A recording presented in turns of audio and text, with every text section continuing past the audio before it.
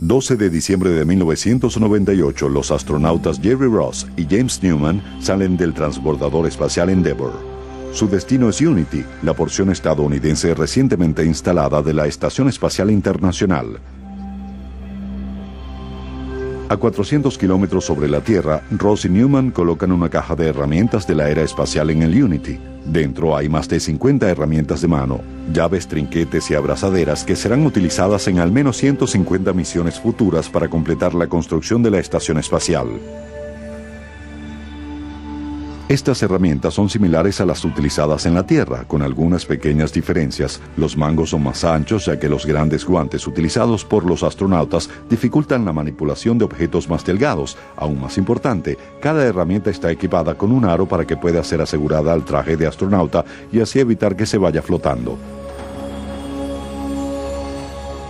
Las herramientas están construyendo un futuro en el espacio, al igual que construyeron la civilización humana en la Tierra. Los carpinteros voluntarios de Hábitat para la Humanidad construyen casas en todo el mundo para familias necesitadas. Con frecuencia son acompañados por el presidente Jimmy Carter y su esposa Rosalind. Los Carter le han dedicado la mayor parte de sus años post-Casa Blanca a este trabajo. Pero bien sea usted un ex líder mundial o un cajero de una tienda, seguramente habrá clavado o sacado un clavo sin haber pensado mucho en la herramienta que utilizó. Tal vez no sepa que el martillo es el rey de las herramientas. It reminds me of something a poet said, "By hammer in hand all the arts do stand." And I think that alludes to why people would call the hammer the king of tools. If you think of creation as forging something, pounding something out, it literally evokes the image of a basic hammer. And all throughout history we see just dozens and dozens of different variations on the basic hammer. Los martillos han sido usados para construir nuestras casas, suavizar nuestra carne y hasta para probar nuestra salud. Pero ninguno es tan común como el martillo de uña. Esta es una herramienta muy antigua. De hecho, puede que haya sido usada por un líder mundial mucho antes que Jimmy Carter, Julio César.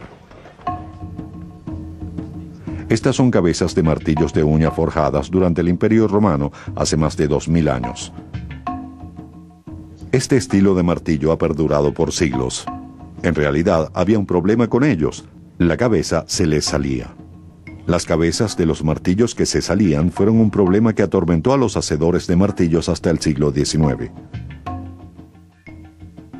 Now, this hammer was fashioned very much after the Roman style, which was the very deep arc to the back and the claw so that nails could be pulled. This is not a Roman hammer. This is about early 18th century. The head itself had a hole that was perfectly straight and the head would fall off many times. And what they did was try to improve that by putting a strap forged right to the actual head itself, one on either side.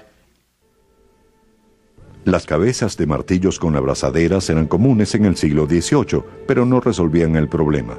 Las abrazaderas eran demasiado delgadas como para soportar los repetidos golpes y se partían a la altura de la cabeza haciendo que ésta se saliera. No fue sino hasta 1840 que a un herrero de Nueva York llamado David Maydell se le ocurrió una solución.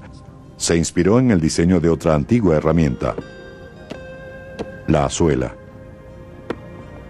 La azuela es una herramienta para aplanar madera que se remonta a la época de los egipcios y que aún es utilizada por los artesanos en la actualidad. Maydell, quien con frecuencia reparaba los martillos rotos de los carpinteros locales, notó que las azuelas tenían un encaje profundo y ahusado donde la hoja se adhería al mango. Adaptó este concepto al martillo e hizo lo que se ha llegado a conocer como el martillo de encaje de azuela. El encaje más profundo fue clave para asegurar la cabeza. Other carpenters discovered these hammers, and all of a sudden, David Maydell wasn't just a small-town blacksmith any longer. He was in the hammer production business, and that's what he did. Interestingly enough, he never patented his design for the adze socket for the hammer, and it's something that I'm sure he lived to regret, because I'm sure he could have died a wealthy man instead of a humble hammer maker. A través de los siglos, el martillo adoptó otras interesantes formas y diseños.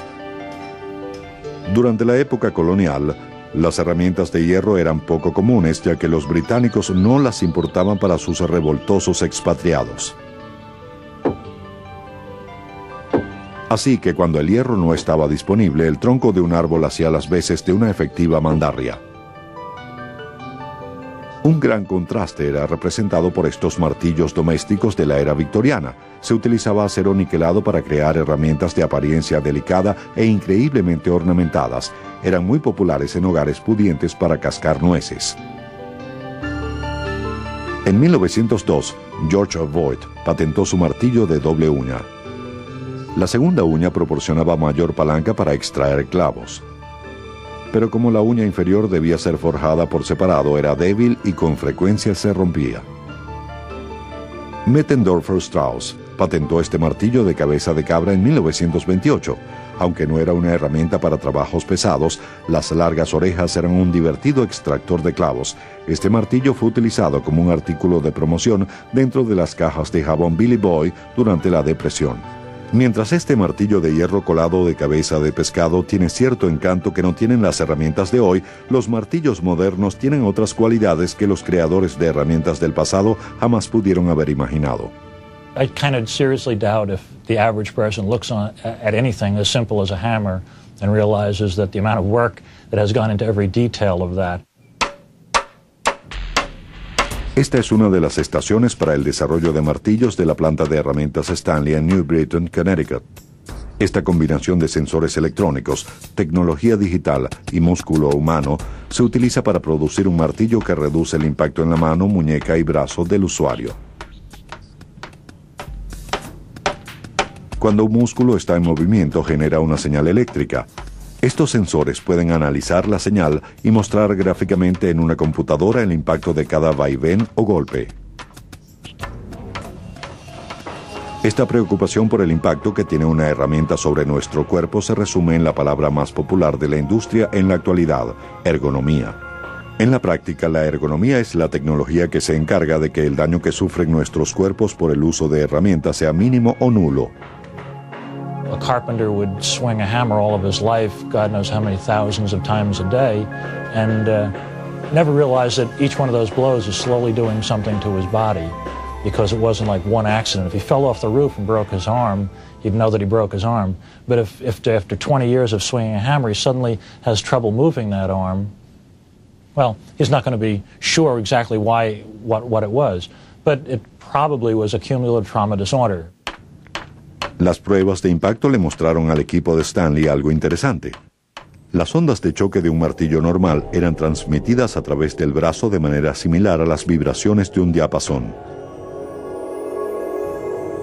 Ya que la meta era encontrar la manera de aminorar o anular esa onda de choque, decidieron colocar un diapasón en el martillo y dejar que éste absorbiera el golpe.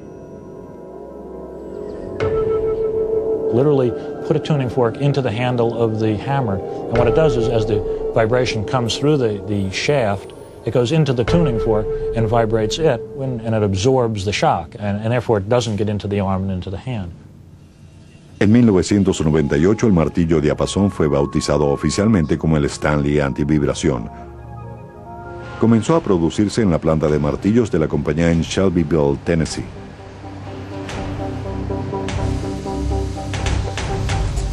El antivibración comienza como una pequeña barra compacta de acero llamada lingote. El lingote pasa por un calentador de inducción donde las temperaturas varían entre los 1205 y los 1260 grados centígrados. En solo unos pocos segundos, el incandescente lingote sale del calor.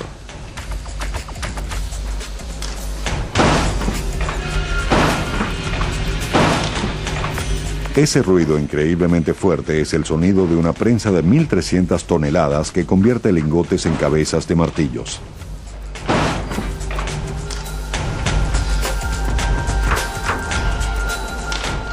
Cuatro golpes formidables de la prensa y el lingote ha sido convertido instantáneamente no en una, sino en dos cabezas de martillo. Our forging process is similar to what the blacksmith forging process was, say, 100, 200 years ago. We do in 4 blows what a blacksmith probably used 100, 200 blows to do to form a hammerhead. Después de ser forjado se agrega un importante detalle. La cara del martillo es colocada sobre una rueda de esmerilar que produce una superficie escaqueada. That checker face is there to make sure that the hammer does not slip off the nails.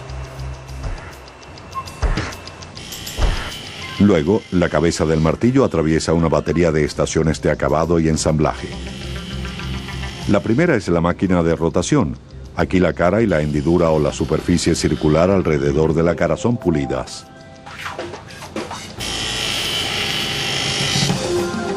Una correa de transporte pasa las cabezas de la máquina de rotación a los robots automatizados. Estos robots están cuidadosamente programados para pulir cada una de las superficies octogonales conectadas a la hendidura.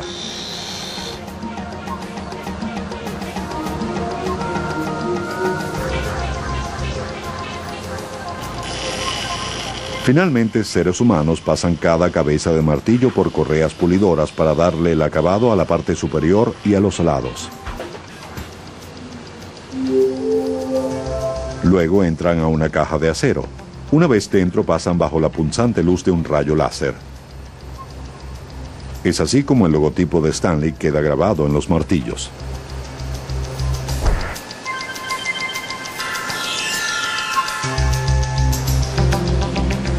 De la estación de láser, las cabezas luego son colgadas y recubiertas con barniz para protegerlas de la corrosión. El barniz es aplicado con pistolas electroestáticas. Como un imán, esta tecnología utiliza partículas cargadas con electricidad para atraer el spray del barniz a la herramienta. Finalmente se inserta el diapasón en la cabeza.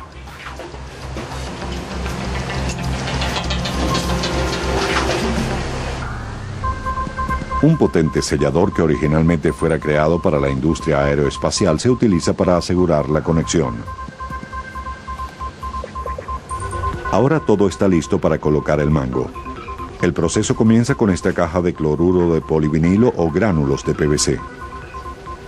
Los gránulos son succionados de la caja por una manguera aspiradora. Llegan a una máquina moldeadora de inyección donde son calentados hasta hacerlos líquidos y son moldeados alrededor del mango. Finalmente, el antivibración está listo para golpear el acero. Mientras la forma básica del antivibrador se remonta a la época de los romanos, su diseño es futurista.